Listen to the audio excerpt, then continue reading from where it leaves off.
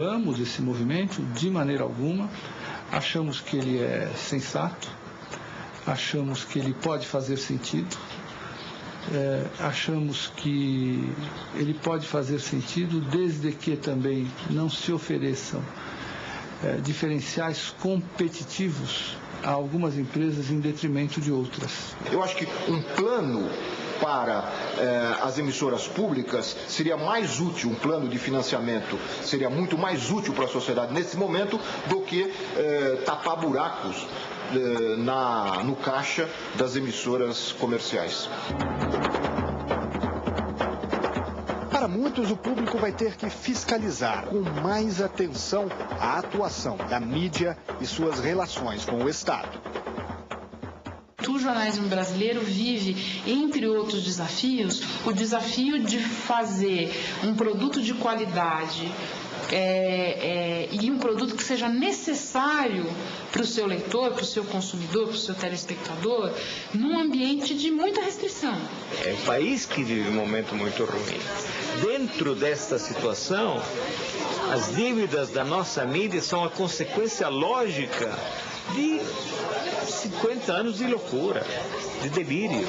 Os jornais se endividaram e hoje se debatem com dificuldades, não é porque eles cometeram grandes erros isolados da conjuntura da sociedade. Foi porque talvez todos eles tenham acreditado que o país ia dar um grande salto, ia romper algumas barreiras aí de dificuldades, que aconteceu até determinado momento e depois deixou de acontecer. Tem um risco num ambiente de dependência, de necessidade de crédito, de aperto, sempre vai ter, mas eu acho que daí vai depender do compromisso de cada empresa com o seu público. Em tese, sim, pode ser uma ameaça. Agora, exatamente porque em tese pode ser, é que a gente tem que tomar muito mais cuidado do que já toma normalmente e não deixar que isso aconteça em hipótese alguma. O difícil relacionamento da mídia com o poder é motivo de preocupação para muitos. Mas a mesma coisa não acontece quando se fala na relação entre a mídia e a sociedade. Um dos maiores problemas que acho que o jornalista se defronta, o jornalista de política lida com isso permanentemente, é a pressão da opinião pública para que você reme a favor da corrente o tempo todo. Entende assim, a pressão do poder, pelo menos no meu caso pessoal, não se compara em termos de perigo à pressão da opinião pública. Você bate de frente com a opinião pública, imediatamente são listas de e-mail, cartas, telefonemas, pessoas torcendo o nariz na rua, vem uma vontade enorme de se acovardar. Porque às vezes até você não paga nenhum preço para isso imediato, você paga preço com seus valores. Mas você não paga preço imediato. A opinião pública toda acha que fulano de tal é corrupto, que está metido até a raiz dos cabelos. Você acha que não, você fica quieto, pode ficar. Mas não é uma covardia, não é para isso que você é jornalista.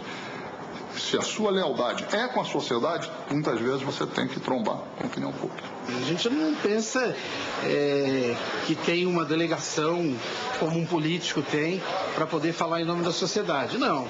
A gente pensa que a gente está prestando um serviço de interesse da sociedade. A gente está numa posição, vamos dizer assim, da sociedade profissional, eu digo, que nos permite ajudar a sociedade a entender melhor as coisas que estão acontecendo. A mídia se relaciona com a sociedade e ausculta com muita precisão via pesquisa o nível cultural médio da sociedade e opera na direção de falar para esse nível socioeconômico, cultural, médio da sociedade. Por isso que ela vai para a linha do entretenimento sobre a linha da informação mais profunda. Isto é a questão da oferta de conteúdos que, em busca de audiência, em busca de ibope, em busca de faturamento. Acontece o seguinte, que o lado sem finalidades lucrativas da mídia, ele tem que ter uma sustentabilidade.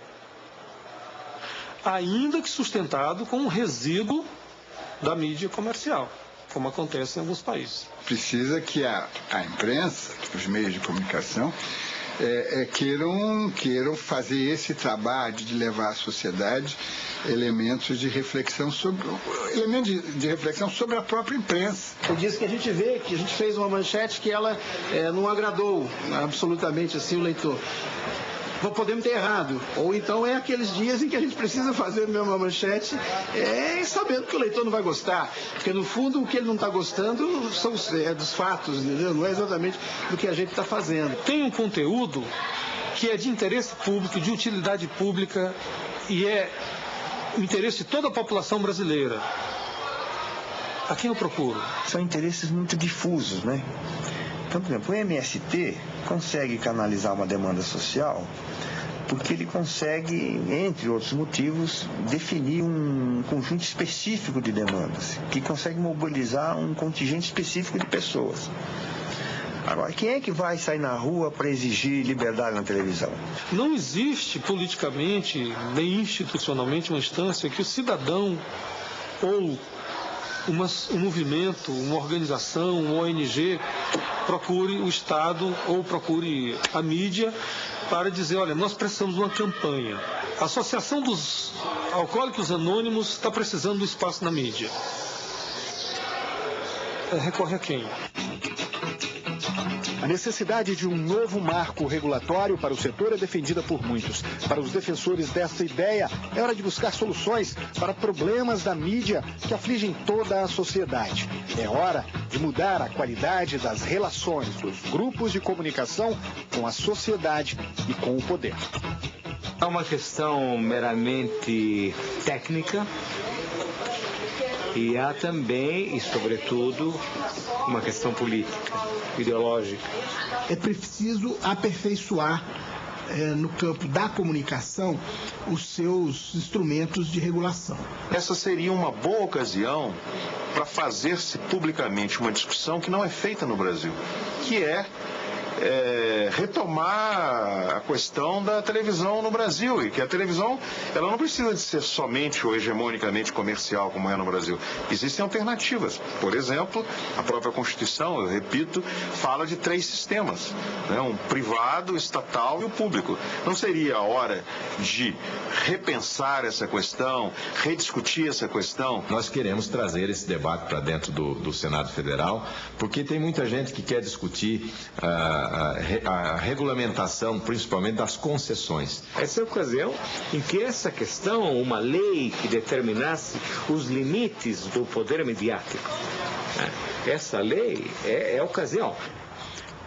Olha, não é uma pauta desse momento, né? O governo tem as suas prioridades definidas em relação ao que está tramitando no Congresso Nacional.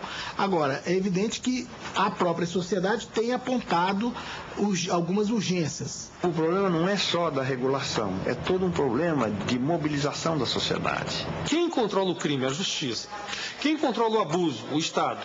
Mas a sociedade pode exercer um controle em matéria de preferência e de indicação. No contexto atual, como é que está o mundo hoje, precisaria ter uma política pública, não só no sentido de democratização da informação, mas no sentido muito mais abrangente de tentar preservar uma identidade nacional. Setores, os chamados formadores de opinião, que têm acesso a informações mais diversificadas através da internet, através da televisão por assinatura, que também é restrita a uma camada muito pequena da população, mas essas pessoas começam a descobrir que esses meios podem ser de alguma forma melhorados, quer dizer, eles podem realmente se transformar em serviços para a sociedade e começam a se organizar. Mas, em casos de abusos, quem controla no Brasil conteúdos de programação? Ninguém. Nem o Ministério das Comunicações, nem a Anatel. Nós não temos, por exemplo, uma agência reguladora de comunicação de massa.